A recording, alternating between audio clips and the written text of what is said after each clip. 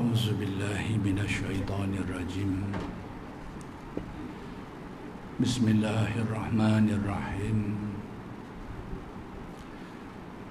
الحمد لله رب العالمين وبه نستعين. اللهم صل على سيدنا محمد النبي الأمي وعلى آله وصحبه وسلم. رب اشرح لي صدري ويسر لي أمري واحلل عقدة من لساني يفقه قولي. ولا حول ولا قوة إلا بالله العلي العظيم. إلهي أنت مقصودي ورضاك مطلوبي. أعطني محبتك ومعرفتك. السلام عليكم ورحمة الله وبركاته. الحمد لله wa syukru lillah. Segala puji bagi Allah yang telah mengurniakan hidayah dan taufik. Mudah-mudahan kita sentiasa memperolehi kurniaan hidayah dan taufik daripada Allah Subhanahu wa taala. Dan insya-Allah pada malam ini akan diteruskan lagi pengajian kitab Sairus Salikin karya Syekh Abdul Samad Al-Falimbani rahmatullah alaih. Muka surat 155.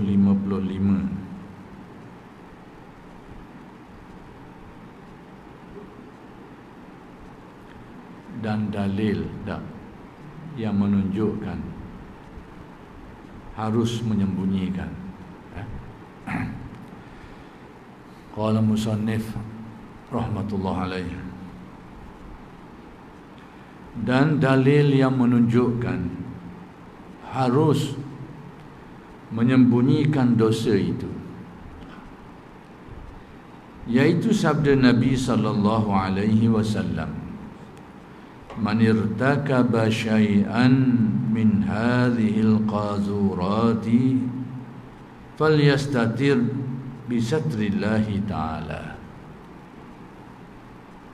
Artinya, barang siapa mengerjakan sesuatu daripada kejahatan, yakni sesiapa yang melakukan sesuatu kejahatan, yakni daripada segala dosa dan segala kejahatan, yakni apabila seseorang itu telah melakukan sesuatu kesalahan, dosa, kejahatan, maka hendaklah ia menutup akan dia. Kata Nabi, hendaklah ditutup. Maksudnya jangan sampai orang tahu dia buat salah tu, salah lah, memang kesalahan lah, dosa lah. Tapi perintah syarak, apa yang diajarkan oleh Nabi kepada orang yang terlibat dalam melakukan kesalahan ini, supaya menyembunyikannya. Jangan dia duduk dedah, jangan dia duduk geber, dia nak cerita ke orang, nak beritahu ke orang, jangan. Disuruh sembunyikan.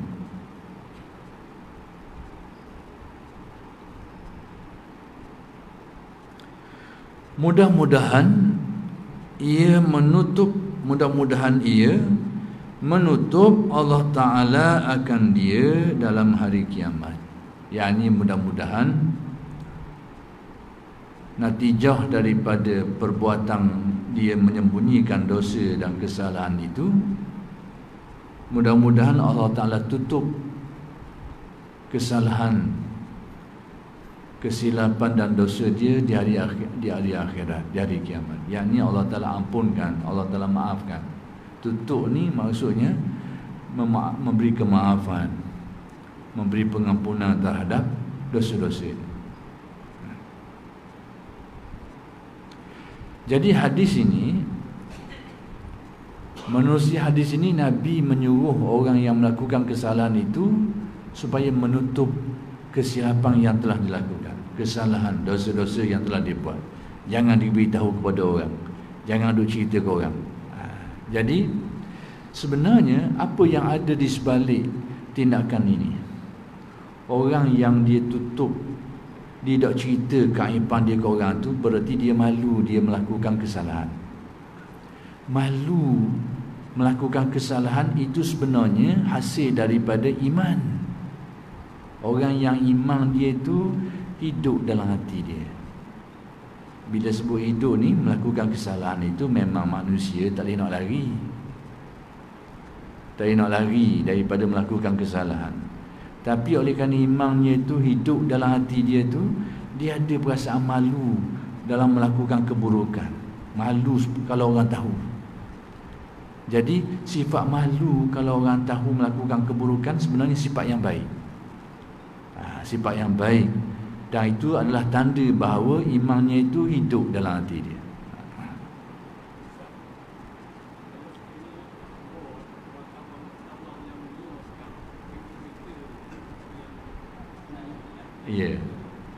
Ya, memang itu.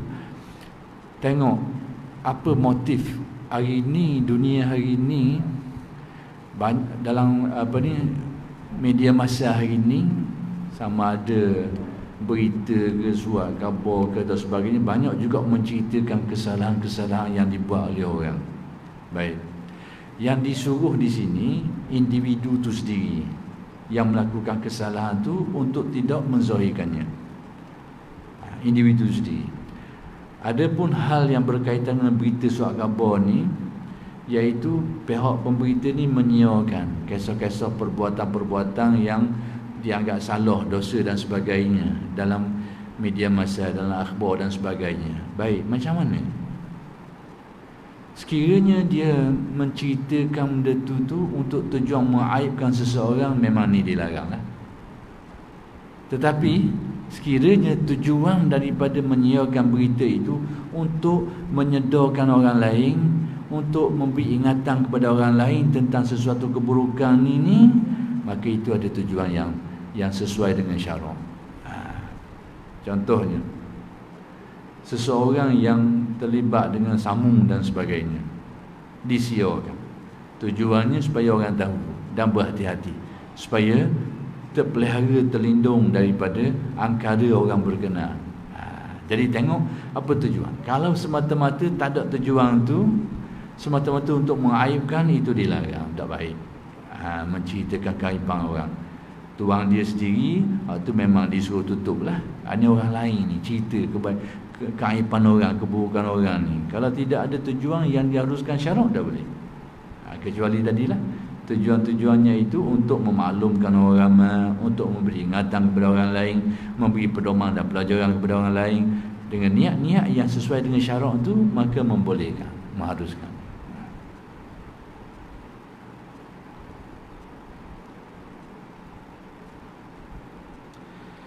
Kerana orang yang malu menzahirkan kejahatan itu, dia ada sifat malu. Malu kalau orang tahu keaiban dia.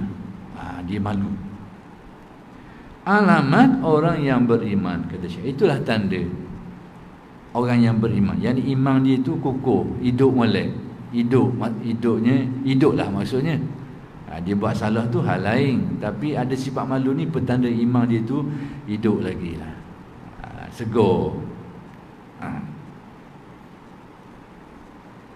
Seperti sabda Nabi sallallahu alaihi wasallam, al-haya'u minal iman. Artinya, bermula malu akan menzahirkan kejahatan itu, iaitu setengah daripada iman. Jadi sifat kita malu keaiban kita orang tahu, bahawa itu adalah perkara yang baik. Cuma hadap baiknya, seperti yang disebutkan sebelum ini, orang yang malu kesalahan dia diketahui, yang mana kalau orang tahu, martabat dia jatuh pada pandangan orang. Itu tak boleh. Itu termasuk ada mana riak di situ. Dia buat salah, dan dia tutup kesalahan dia tu supaya jangan orang tahu. Sebab kalau orang tahu lagi, orang akan pandang rendah ke dia dah. Orang tak akan muliakan dia lagi. Ni tak pakai. Ni tak boleh. Tapi kalau dia rasa malu kerana perkara tadi perkara buruk, aib, dan syarak pula menyuruh kita menyembunyikannya, dan kalau orang tahu dia rasa malu kerana melakukan keburukan, jadi dia tutup benda tu atas dasar dia malu kerana melakukan keburukan, maka itu baik, disuruh oleh syarak. Dekat-dekat je tu. Tengok apa tujuan dia menutup kesalahan dia, dosa dia. Sekiranya dia malu, orang tahu keaiban dia, dia melakukan keburukan, maka sifat malu itu malu yang baik. Tapi kalau dia tutup semua tu supaya terlindung dia, supaya dia tertutup, kalau orang tahu nanti orang akan pandang rendah dia, orang tak akan hormat dia lagi, ni tak balik. Sikit je benda tu.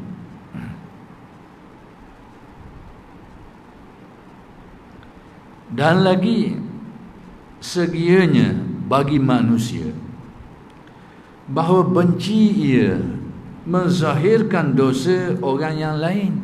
Tadi tu. Hendaklah seseorang ni, kalau dia sendiri satu hal dah, hendaklah dia menyembunyikan dosa dia tu. Tapi kalau dosa orang lain yang dia tahu macam mana, syarak mengajar kita supaya hendaklah kita ada sikap benci, tak berahi, tak suka untuk menzahirkan dosa orang. Jadi tadi berkait dengan masalah siarang dalam berita ni, kalau dia buat benda ni semata-mata nak mengaibkan orang berkenaan, itu termasuk benda yang disuruh kita benci. Jangan suka, jangan buat begitu.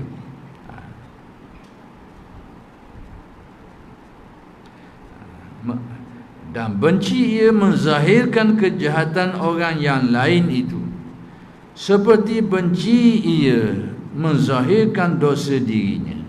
Sebagaimana dia tak suka kejahatan yang sudah dilakukan itu diketahui orang, maka seperti itu juga hendaklah dia benci, yakni tak suka kalau keaiban orang, kesalahan orang, dosa orang diketahui oleh orang lain. Seperti benci ia menzahirkan dosa dirinya dan kejahatan dirinya itu. Jadi kesimpulan mudahnya, dalam melakukan salah dan dosa ini, tuntutan syaraknya adalah menyembunyikan dia bagi orang yang melakukannya. Demikian juga kepada orang lain yang melakukannya, dan ada orang tahu, orang tu pula janganlah dia menyembunyi, janganlah dia menzahirkan, hendaklah disembunyikan kesalahan orang tu. Yang tidak ada kaitan dengan orang. Adapun kesalahan orang lain yang ada kaitan dengan orang, yang ini tengok keadaan. Sekiranya dia tahu orang ni si pencuri, dan dia tahu dia telah pun mencuri, kemudian dia bimbang seseorang yang sedang didekati oleh orang ni, dia bimbang orang ni juga nanti akan kena curi barang dia juga. Lalu dia menzahirkan, menceritakan untuk tujuan menyelamatkan orang ini daripada angkara orang tadi. Itu diharuskan syarak. Tengok apa tujuannya. Kalau sekadar nak cerita, nak mengaibkan dia, dilarang. Syahdan,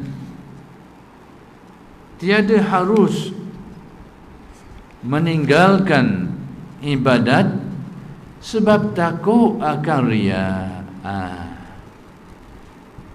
Ada orang kadang-kadang meninggalkan ibadat kerana dia takut nanti timbul riya.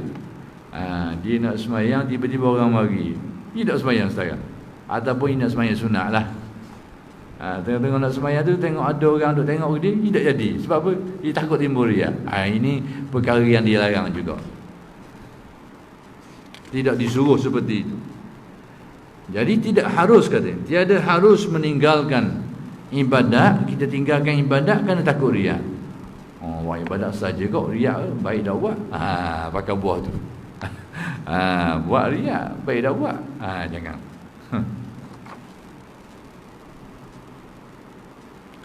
Seperti kata Fudail rahimahullahu ta'ala, minar riya'i tarkul amal khaufan minar riya'i. Wa ammal amalu li ajlin nasi fahuwa syirkun bal yanbaghi an ta'mala wa tukhlisa. Artinya setengah, yakni sebahagian daripada riya itu, iaitu meninggalkan amal kerana takut daripada riya. Rupanya bila kita tak buat satu amalan kerana takut riya, itu juga riya orang dia. Dia tinggal, dia tak buat kerana dia takut timbul riya. Rupa-rupanya capur tolok itu juga riya. Macam mana benda ni? Baik, dia tak buat amalan tu kerana takut, kerana ada kemungkinan orang tengok, dan dia bimbang takut timbul riya. Sebenarnya kebimbangan dia tu sebenarnya disebabkan kerana orang tengok lah. Jadi di situ sudah ada makna riya. Dia tinggal tu kerana takut orang tengok. Dia takut orang tengok sebab ada kemungkinan orang akan tengok. Jadi seolahnya orang dengan dia ni, pandangan orang terhadap dia ni sudah berlaku, sehingga dia meninggalkan amalan dia tu. Jadi di situ sudah ada makna riya. Mana orang tengok, hari-kali dia tinggal, dia tak buat kerana dia bimbang takut timbul riya. Tapi dia tak buat amalan tu kerana takut riya tadi tu, sebenarnya itu juga adalah riya.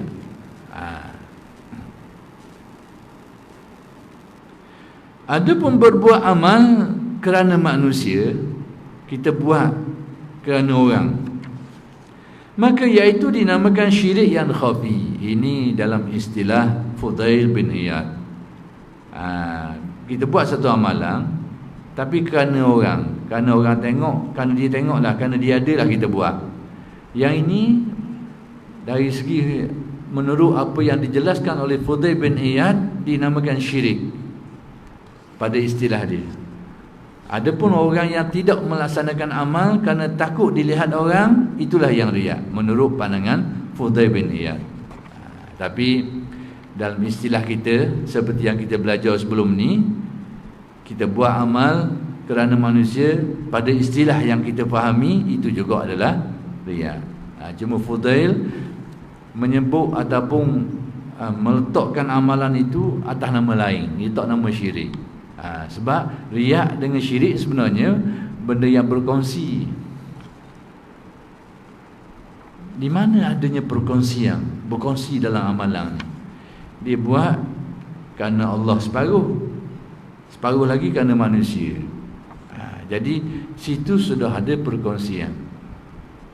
Sesuatu amalan yang dia buat, ibadah, apa yang mendorong dia? Kerana malu ke orang, kerana orang tu ada, orang tu tengok kita, jadi dia buat benda ni. Jadi dia melakukan amalan itu dorongannya kerana orang tengok, ada orang ada. Jadi sekarang dalam ibadah dia tu, ibadah tu memang dasarnya dia dilakukan kerana Allah lah, tapi oleh kerana didorong oleh kerana manusia, berarti ada tujuan lain. Jadi ada perkongsian itu dinamakan syirik. Kongsi. Jadi apa yang disebut oleh Fudail bin Iyad ni sebenarnya dari segi bahasa je. Bila Fudail kata orang yang melakukan amalan kerana manusia itu dinamakan syirik, sebenarnya syirik yang dimaksudkan itu riya lah. Kerana dalam hadis Nabi menggunakan perkataan lain untuk syirik, untuk riya ini. Iyyakum wasyirkal asghar. Nabi sendiri guna bahawa riya itu ditakbir, dijelaskan oleh Nabi dengan perkataan syirik. Iyyakum wasyirkal asghar. Berjaga-jagalah, berhati-hatilah terhadap syirik kecil. Jadi Nabi sendiri menamakan riya sebagai syirik kerana ada makna perkongsian, tujuan tu. Selain daripada tujuan kerana Allah, ada tujuan lain lagi. Itu sudah ada perkongsian. Jadi atas dasar tu riya dinamakan syirik. Cuma tinggal lagi syirik riya ini syirik khafi. Syirik yang tidak membatalkan iman tapi merosakkan amal. Bahkan sampai ke tahap kalau dia secara pure, kuat dorongan riyanya itu, dia boleh membatalkan keseluruhan pahala amalan dia.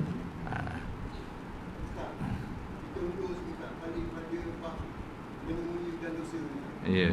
Dari sekali apa yang saya faham cakap ni, buat dosa, jangan fikir hibur-hibur orang. Ya. Kita buat senyap pasal kita, kalau buat senyap saya kita tak sebab tak boleh tak, mesti ada menyesal. Ya. Tak menyesal. Jadi kalau kita buat itu, dalam keadaan tanpa fikir taubat pun, insya-Allah Tuhan akan ampun dosa kita dia akan. Ya. Tak gitu tak? Ya. Okey, sekarang timbul soalan. Dalam keadaan biasa ni, sekarang orang boleh cerita apa yang dia buat. Ya. Dan dosa-dosa yang biasa-biasa orang kita cakap dengan dia ni kita. Bak ni Ustaz, model-model dulu aku kena anak ni pergi belah. Bak jenayah itu lah Ustaz. Ada orang cerita. Jadi kemudian makin kerja. Ada di sini lah. Kemudian. Tapi kalau orang tembak orang, bunuh orang. Tidak kapal orang Ustaz. Boleh sakit dia. Jadi kata dia nak ambil orang bunuh orang ni belah. Dia senyap. Oleh kerana dia senyap tu, orang lain dua orang kena jadi sakit, dia cakap, dia gantung di situ. Dia lepas. Tapi kan oleh kerana senyap ni pula, kalau terpegang kepada orang tadi tu, Ustaz tadi. Tuang kampung ni juga. Jadi bukan di situ jadi mana. Ini berat Ustaz. Pertama sekali kita nak tengok dosa-dosa benda yang masuk dalam kategori ini, dalam kategori yang tak perlu ni, kategori apa. Ya. Baik.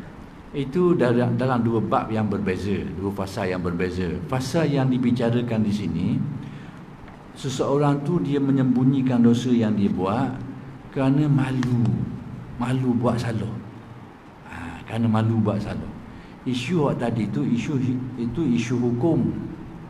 Hukum dialah yang membunuh. Tapi dalam lelaki tak sabit dia, sabit orang lain. Jadi dia buat senyap. Jadi isu tu isu hukum. Ni tuntutannya lain. Adapun yang sedang dibicarakan ini isu moral, isu akhlak. Akhlak yakni dia malu, orang tahu dia buat salah. Sifat itu sifat yang baik. Sifat malu tu. Bahkan hadis menyebut menjadi sebab kepada pengampunan dosa di akhirat. Jadi riwayat hadis ni yang berkait dengan perkara ini tidak menyebut tentang sama ada dosa besar ke dosa kecil. Cuma sebahagian ulama dalam hal-hal seperti ini menjelaskan yang terlibat hanyalah dosa kecil. Tapi saya mendapati bahawa ada ulama yang berpegang dengan zuhir ataupun umum riwayat-riwayat yang menyebut dosa tanpa menentukan kecil atau besar.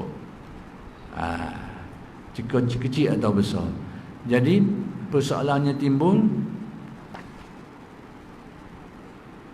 perkara-perkara yang dijanjikan pengampunan ini, kalau kita amat-amati dengan baik, sebenarnya sudah ada makna-makna taubatnya di situ. Ini kadang-kadang kita terlepas pandang, tak nampak. Saya nak beritahu contoh macam mana. Ini kena tengok sikit lah. Tengok guna ni. Baik. Saya datangkan contoh. Pertama sekali hadis Nabi berkait dengan bulan Ramadan. Man shoma ramadana imanan wa ihtisaba, ghufira lahu ma taqaddama min zambi. Sesiapa yang berpuasa Ramadan atas dorongan iman. Satu. Yang kedua, ihtisaban, dengan harapan yang tinggi. Dia buat dengan kesungguhan, dengan keyakinan, dengan harapan. Dia hidupkan ibadah puasanya. Ghufira lahu ma taqaddama min zambi. Terampung dosanya. Satu. Riwayat yang lain menyebut man qama Ramadan. Qama ni menghidupkan malamnya dengan ibadah solat, tarawih termasuklah. Man qama Ramadana imanan wa ihtisaba. Atas dorongan iman, atas dorongan keinginan, kemahuan, harapan yang tinggi terhadap Allah, sama. Ghufira lahu ma taqaddama min zambi. Terampun dosanya yang lepas-lepas. Baik, hadis lain saya lagi. Satu ketika Muaz bin Jabal ni naik kenderaan bersama dengan Nabi. Naik sekali. Nabi panggil, ya Muaz, 3 kali Nabi panggil. Muaz pun menyahut panggilan Nabi. Nabi tak kata apa-apa lagi, panggil lagi. 2 orang ni naik satu kenderaan, bonceng kenderaan. Panggil, tak kata apa lagi. Muaz menyahut, labbaika wa sa'daika ya Rasulullah, aku menyahut panggilanmu. Tapi Nabi tak khabar apa, 3 kali Nabi panggil. Selepas kali ketiga tu baru Nabi khabar. Apa Nabi kata? Man syahida an la ilaha illallah wa anna Muhammadar Rasulullah sidqan min qalbih haramahullahu 'alan nar. Sesiapa yang bersyahadah, mengucap penyaksian 2 perkara, bahawa tidak ada Tuhan yang sebenar-benarnya melainkan Allah, dan Nabi Muhammad itu adalah pesuruhnya. Dia bersyahadah, mengucap sidqan min qalbi. Benda tu mari dari benarnya keyakinan dari dalam hati, timbul dari dalam hati dia. Dia yang mendorong dia mengucapkan tu adalah satu dorongan terasa dalam hati kebenarannya, lalu dia mengucapkannya. Lalu apa ganjaran? Allah mengharamkan neraka ke atasnya. Kita sedia maklum, selagi ada dosa, selagi itu duduk dalam neraka, selagi ada. Tapi riwayat ni khabar haramahullahu 'alan nar, Allah mengharamkan neraka ke atasnya.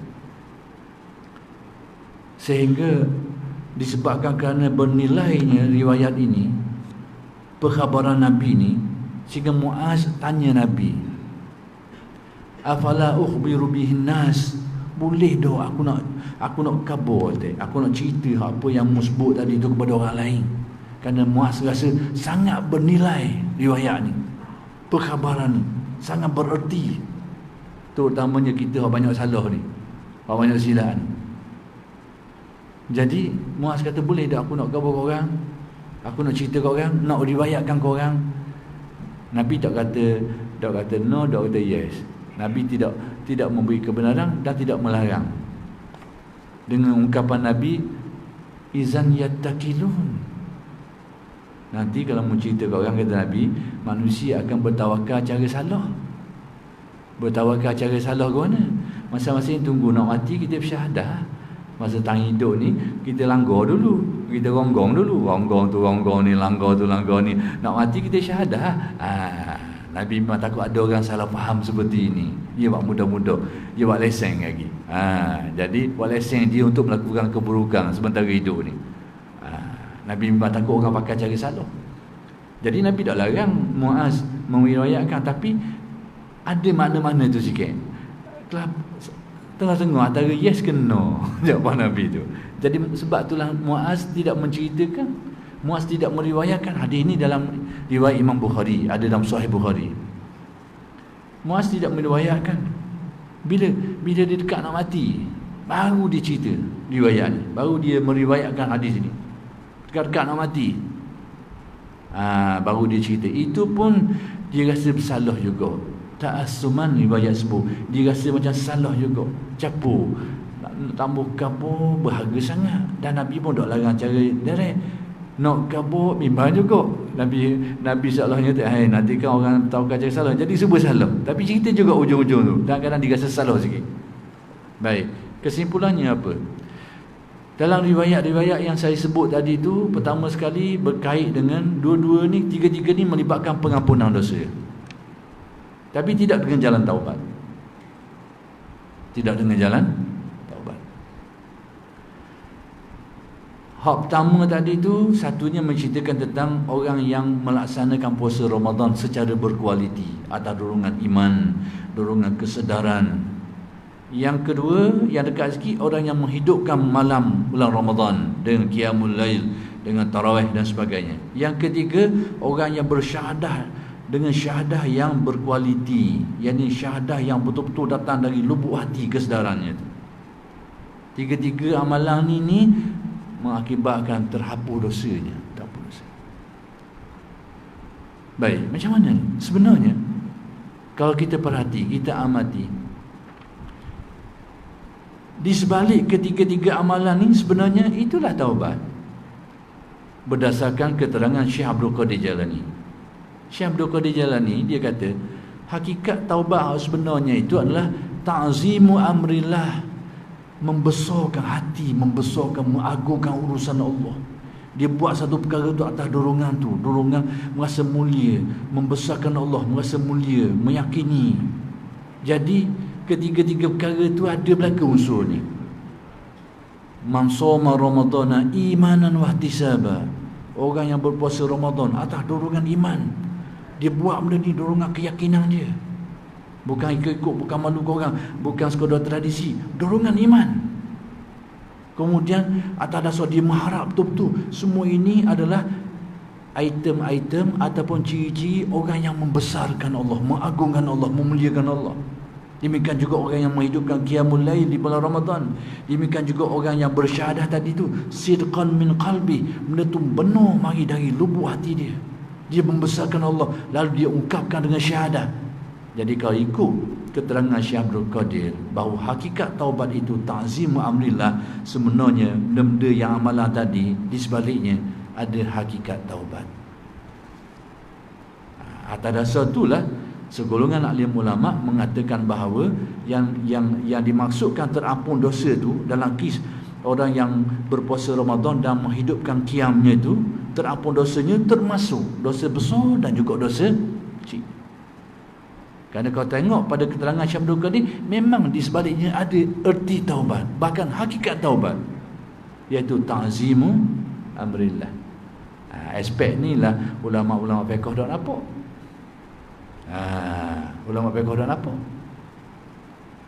Dia nampak taubat ni syarat-syarat seperti yang disebut dalam kitab saja. Dia dah nampak hakikat seperti yang dilihat dari sudut pandangan kacamata ahli tasawuf seperti Syekh Abdul Qadir tadi tu. Hakikat sebenar taubat adalah ta'zim, orang yang mengagungkan, membesarkan Allah. Saya nak bagi contoh lain, tapi biasa sebut, biarlah kita kelara panjang sikit hari ni. Nak beritahu. Sebab kadang kita rasa, iya ke? Berpuasa Ramadan terhapus dosa. Saya sebut dia, bukan sekadar berpuasa, puasa yang tadi tu, imanan wahtisaba. Ingat tu. Bukan sekadar puasa yang didorong oleh dorongan hati yang mengagungkan Allah, yang membesarkannya, baru dapat. Baik, saya nak bagi contoh lain. Contoh ni biasa kita dengar, nak khabar kisahnya serupa. Kita tahu antara syarat taubat adalah kalau melibatkan manusia, melibatkan hak orang, kena selesai, kena tunai. Itu syarat yang disenaraikan dalam kitab-kitab. Baik, macam mana dengan hadis ini? Hadis yang diriwayatkan di dalam Sahih mengenai seorang lelaki yang telah membunuh 100 orang. Kita biasa dengar hadis tu kan, bunuh 99 orang, tapi ada keinginan untuk bertaubat. Keinginan. Pergi tanya orang. Hak tanya pertama tu aling, tapi alim tu mendu. aling tapi aling lah alim. Jadi apa jawapan kepada si alim ni? Yang tidak mendalam, tidak halus, tidak hikmah. Bukan jahil, tapi dari segi kehalusan, kebijaksanaan tu dia kurang sikit. Jadi bila orang ni pergi jumpa orang ni, tanya ada kemungkinan tak dia taubat sebab dia telah membunuh 99 orang. Seorang tu berat ngadah dah. Bunuh seorang ni faka'annama qatalan nasa jami'a. Ni dalam Islam, beban dosa bunuh orang ni faka'annama qatalan nasa jami'a, seolahnya membunuh semua manusia. Berat. Beratnya seorang bunuh seorang tu seolah bunuh seluruh manusia. Dari segi beratnya perbuatan ni. Hari ni mudah-mudah orang bunuh orang hari ni. sebab lebih kurang bunuh. Sebab lebih kurang bunuh. Hari ni orang sudah hilang kehormatan, hilang keyakinan. Jadi ni 99 bunuh. Tanya alim ni, alim kata tak ada cang dah mu ni. Jawab, tak ada cang. Dah berat. Satu pun berat, 99 apatah lagi. Gelak gambar. Dia tambah seorang lagi, cukup 100. Dia bunuh alim tu. Dia bunuh dah sekarang. Kerana tadi dia kecewa lah. Tapi dia tak putus asa. Dia pergi cari lagi alim, tanya. Yang ini ni agak hikmah dan bijaksana. Tanya macam mana kedudukan dia, boleh tak lagi nak baiki, nak betul, nak taubat. Boleh, alim ni kata boleh lagi. Tapi dengan syarat Mu kena lari tempat yang mana mu bergelumang dengan dosa dan noda ni. Mu kena hijrah, mu kena pindah ke tempat lain yang mana di sana engkau akan lebih terdorong untuk bertaubat. Sini boleh duduk sini, kacau tempat ni. Mu rosak sini. Mu kena lari ke tempat lain, situ ada yang membantu mu untuk bertaubat. Mu kena buat. Jadi dia pun ikut arahan si alim ini.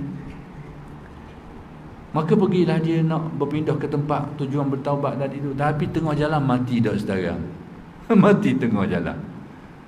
Riwayat menyebut Allah Ta'ala menghantarkan malaikat rahmat dan malaikat azab.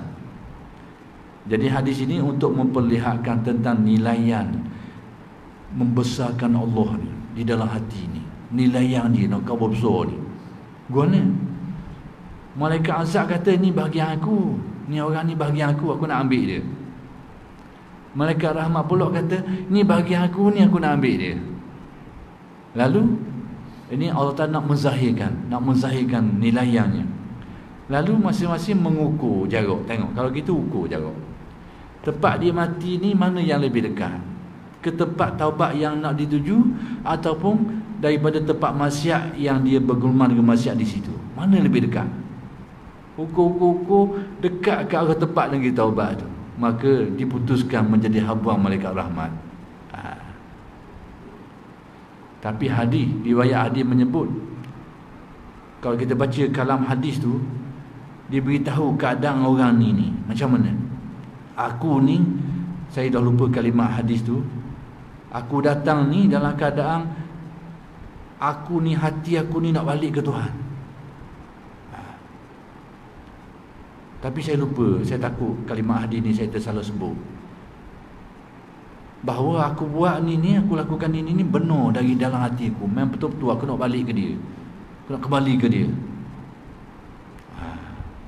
Jadi nak beritahunya bahawa orang ini tidak sempat menyelesaikan banyak tuntutan taubatnya dengan hak ni, barang-barang orang lah, tak kira lah.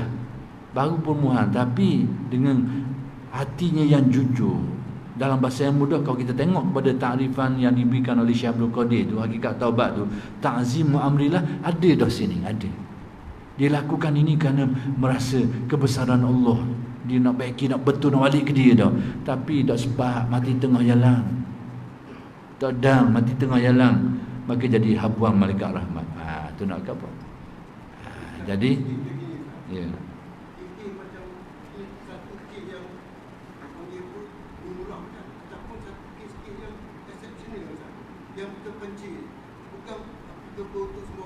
Untuk semua orang. Ya. Untuk semua orang.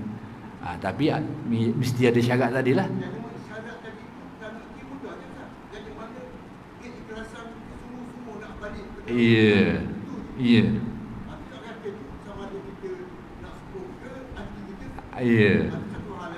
Syarat dia tu mudah pada sebutan, tapi nak mari pun taklah payah sangat, tapi taklah mudah sangat. Nak mari kesedaran tu, kesedaran macam inilah, macam khusyuk. Saya pernah cerita macam kisah satu orang ni, dia muda-muda ni jahat lah dia ni. Ya. Jahat dia ni. Segala jahat semua dia buat. Ya. Lepas tu dia nak mati, dia pesan anak dia kata Allah kata kalau aku mati, mumbak keluar balik. Mumbak keluar mayat. Dan tu dia mumbak keluar ni, Tuhan itu kena balik. Tuhan tanya dia, pasal aku mumbak keluar? Sebab aku takut kalau aku ada cukup dekat ni segar takap senang lari. Jadi manusia aku ucap aku ni orang payah hati. Jadi kan kenyataan dia tu selalu macam tak ada bukti. Dia membesarkan Allah Ta'ala bila tu dosa dia kurang pun juga. Tapi yang saya tengok dalam dia ni macam tadilah terpencil. Ya. Terpencil. Sebenarnya tidak terpencil untuk semua orang. Tidak terpencil. Jadi dia adalah satu kaedah yang umum. Cuma tinggal lagi memenuhi persyaratan ke tak, tu je. Dan ada riwayat lain yang selalu kita dengar kisah mengenai Bani Israel. Lebih kurang juga orang yang sangat jahat, sehingga dia mati pun orang-orang tak uruskan jenazah dia. Orang buang sekalinya sampah sarap. Tapi Nabi Musa, ini sekalipun kisah orang dahulu kala, tapi dalam bab seperti ini dia dalam bab akidah, bab akhlak, dia sama zaman kita dengan zaman Nabi-Nabi terdahulu. Bab-bab ni bab serupa. Bezanya bab syariat je sikit. Bab akhlak, bab berkait dengan akidah, zaman Nabi mana pun serupa je. Tapi kisah ni, kisah yang disebut dalam beberapa riwayat tentang orang Bani Israel zaman Nabi Musa ni, kepala Dajjal, kepala haliang lah Dajjal. Jadi orang ramai tak uruskan jenazah dia bila dia mati, bahkan buang bersama-sama sarat. Sebab apa? Kerana orang ni terlalu jahat. Sehingga orang kampung merasakan tak patut diuruskan jenazahnya, buang saja. Tapi Nabi Musa diperintahkan untuk menguruskannya. Jadi akhir sekali tahu rahsia. Rupa-rupanya dia ada tadi tu, dia ada buah tadi sebelum mati. Dia ada ta'zimu amrillah, dia ada harapan yang tinggi supaya dia diampunkan Allah. Dia ada waktu. Jadi bahagian tu bahagian orang tak apa nak nampak. Jadi kesimpulan mudahnya bahawa saya terkesan dengan Syekh Abdul Qadir kata tadi. Kita tengok alim ulama yang menjelaskan tentang taubat macam-macam. Tapi bila kita tengok sebiji yang diberi Syekh Abdul Qadir, kita nampak, kita faham lalu hadis-hadis berkait lalu dengan hadis ni. Rupa-rupanya Syekh Abdul Qadir, hakikat taubat itu ta'zimu amrillah. Hatimu merasa mulia, mengagungkan Allah. Bila timbul hal itu dalam hatimu, itulah sebenarnya hakikat taubat kepada Syekh Abdul Qadir. Kita berhenti setakat itu dan insyaAllah akan sambung pada minggu-minggu yang akan datang. Aqulu qawli hadza wa astaghfirullahalazim li wa lakum. Assalamualaikum warahmatullahi wabarakatuh.